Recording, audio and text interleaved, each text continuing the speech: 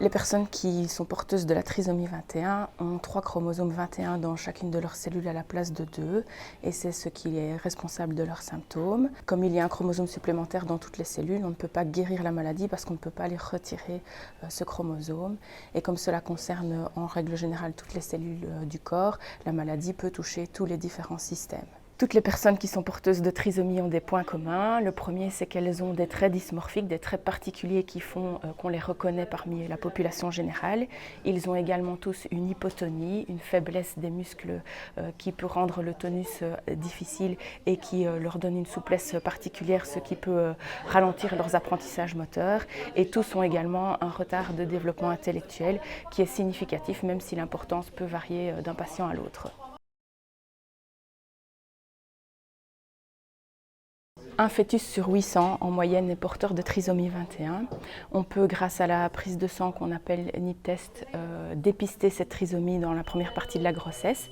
Si ce NIPT-test est positif, le couple sera référé à l'équipe de diagnostic anténatal pour réaliser une ponction de liquide amniotique qui permettra de confirmer le diagnostic. Une fois le diagnostic confirmé, le couple reçoit les informations du gynécologue et puis on les invite à rencontrer un des représentants pédiatriques de l'équipe multidisciplinaire de façon à pouvoir avoir une idée un peu plus précise de la situation et décider de la suite de la grossesse.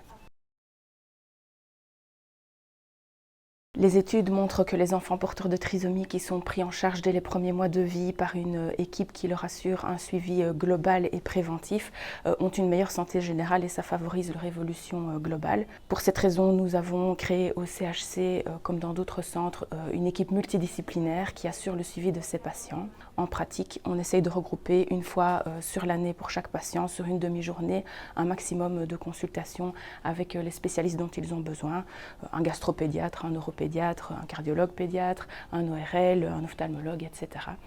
Ce qui nous permet d'assurer un suivi qui est à la fois pratique pour les familles et qui est le plus efficace possible puisqu'on peut se coordonner après dans les mesures à mettre en place.